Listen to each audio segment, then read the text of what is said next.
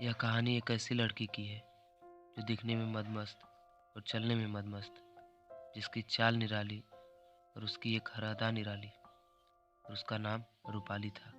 एक ऐसी लड़की जिसको देखकर हर कोई दीवाना हो जाता है और उसको चाहने की तमन्ना रखने लगता है।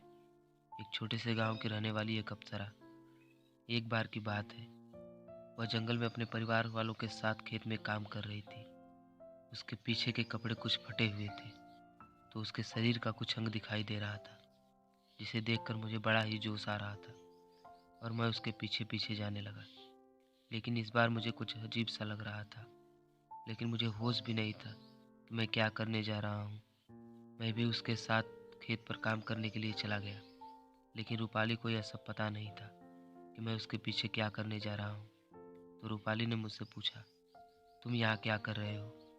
मैंने भी कह दिया, मैं भी खेत में काम करने आया हूँ और तुम्हारे साथ यहाँ आकर काम करूँगा।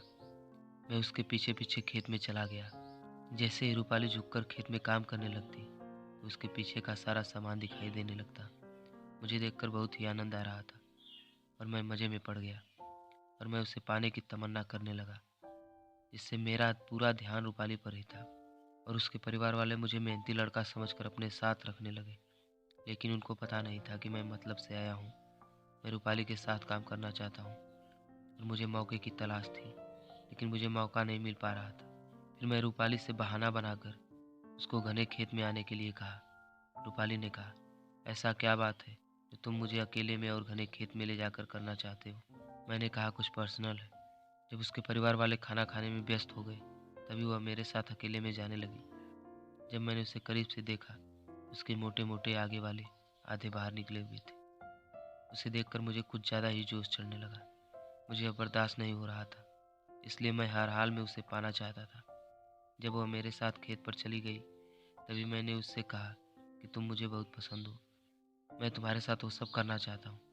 रूपाली ने कहा कि मैं अभी कुंवारी हूँ, तुम्हारे साथ वो नहीं कर सकती, क्योंकि मैं भी शादी नहीं करना चाहती।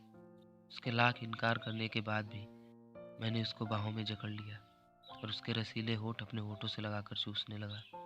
उसके ऊपर हाथ डालकर सहलाने लगा। मुझे हटाती रही, लेकिन मैं अपने काम में लगा रहा। धीरे धीरे उसे भी जोश चढ़ने लगा और वह मेरे कब्जे में आ चुकी थी। फिर मैंने उसे झुकने के लिए कहा और वह झुक गई। मैं उसके पीछे आ गया। मैंने अपना वो उसके मुंह में डाल दिया और जोर से धक्का मारा।